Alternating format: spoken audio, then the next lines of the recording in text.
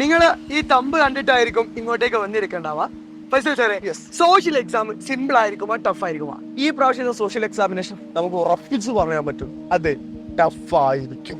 കാരണം ഒരൊറ്റ കാരണമേ ഉള്ളൂ. ഈ ബുക്ക് ഇറങ്ങിയിട്ട് 2017 ഈ ബുക്ക് ഇറങ്ങിയത്. 2017, 18, 19 2021 നമുക്ക് ഒഴിവാ. കൊറോണ ആയതുകൊണ്ട് നമുക്ക് മാറ്റി വെക്കാൻ പറ്റും. ബാക്കിയുള്ള എല്ലാ കൊല്ലം നോക്കുകയാണെങ്കിൽ പോലും 10 സബ്ജക്റ്റുകളിൽ ഏതെങ്കിലും 1-2 സബ്ജക്റ്റുകൾ ടഫ് ആവാറുണ്ട്. അത് നമ്മുടെ മോഡൽ എക്സാം കഴിഞ്ഞിട്ട് നമ്മൾ നോക്കാം, മെയിൻ എക്സാമിനേഷന്റെ കാര്യത്തിൽ നോക്കുകയാണെങ്കിൽ ഇതുവരെയുള്ള ഒരു സബ്ജക്ട് പോലും നമുക്ക് എന്ത് ചെയ്തിട്ടില്ല, ടഫായി വന്നിട്ടില്ല.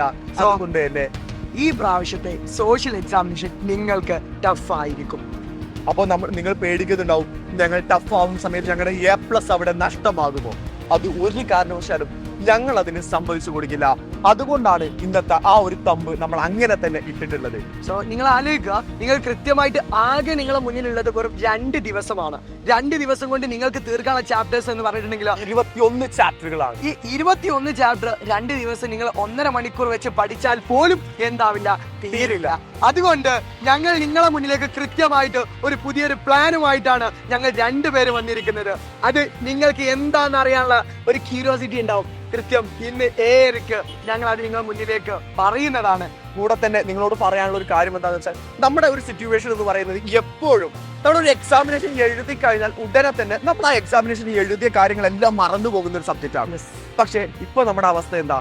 സോഷ്യൽ എക്സാമിനേഷൻ നിങ്ങൾ അന്ന് മോഡൽ എക്സാമിനേഷൻ എഴുതുക, അത് കഴിഞ്ഞ് 9 എക്സാമുകൾ SLCക്ക് വേണ്ടി എഴുതിയപ്പോഴേക്ക് നിങ്ങൾ എല്ലാ ഭാഗങ്ങളും മറന്നു പോയിട്ടുണ്ടാവും. ഉദാഹരണം പറയാന്നുണ്ടെങ്കിൽ നമുക്ക് ഹിസ്റ്ററിയുടെ ഒരു ക്വസ്റ്റ്യൻ പറയുകയാണെങ്കിൽ നോക്കുകയാണെങ്കിൽ NP national policy of education എന്താണ് ദേശീയ വിദ്യാഭ്യാസം ചോദിക്കുകയാണെങ്കിൽ കഴിഞ്ഞ വർഷത്തെ എക്സാമിനേഷൻ അത് നിങ്ങൾക്ക് ഓർമ്മയുണ്ടാവില്ല.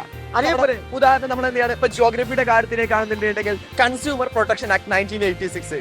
ഇത് ആലോചിക്കുന്ന സമയത്ത് തന്നെ നിങ്ങൾക്ക് പേടി വരുന്നുണ്ടാവും, ഞാൻ ഇതെല്ലാം പഠിച്ചു വെച്ചതായിരുന്നല്ലോ, ഞാൻ ഇതെല്ലാം മറന്നുപോയോ എന്നൊരു സങ്കടം നിങ്ങൾക്ക് വരുന്നുണ്ടാവും. അതിന് നിങ്ങൾ സങ്കടപ്പെടേണ്ട കാര്യമില്ല, അത് എല്ലാ മക്കൾക്കും ഒരുപോലെയുള്ള കാര്യമാണ്.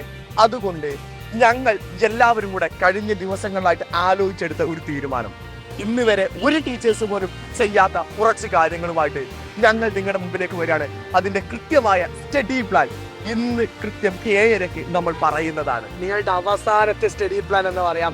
അവസാനത്തെ SLCയിലെ അവസാനത്തെ സബ്ജക്റ്റുമായിട്ട് ഞങ്ങൾ നിങ്ങൾക്ക് A+ ഉറപ്പിക്കാൻ കൃത്യം 7:00 നിങ്ങളെ മുന്നിലേക്ക് വരാണ്. എന്റെ എല്ലാ മക്കളും നിങ്ങളെ ഫ്രണ്ട്സിനെയും ബാക്കിയുള്ളവരെയും എല്ലാവരെയും കൂട്ടിയിട്ട് വാടാ. നമ്മൾ അവിടെ എന്താണോ ചർച്ച ചെയ്തത്, എങ്ങനെയാണോ പഠിപ്പിക്കാനുള്ള സ്ട്രക്ചർ പറഞ്ഞത്, ആ രീതിയിൽ പോയിട്ടുണ്ടെങ്കിൽ നിങ്ങൾ ആ രീതി മാത്രം ഫോളോ ചെയ്യാം, നിങ്ങൾക്ക് A+ കിട്ടും. നമ്മുടെ തമ്പ് കണ്ടതുപോലെ കേരളത്തിൽ ഈ പ്രാവശ്യം ഏറ്റവും കൂടുതൽ A+ കിട്ടുന്നത് അത് സോഷ്യൽ സയൻസിൽ ആയിരിക്കണം. അതിന് ഞങ്ങൾ നിങ്ങളുടെ കൂടെയുണ്ട്. ഞങ്ങളിൽ നിങ്ങൾക്ക് വിശ്വാസമുണ്ടെങ്കിൽ നിങ്ങൾ ആ സ്റ്റഡി പ്ലാൻ കാണുന്നതിന് വേണ്ടി അവിടെ വരിക, നമുക്ക് ഒരുമിച്ച് പഠിക്കാം. കൃത്യം 7:00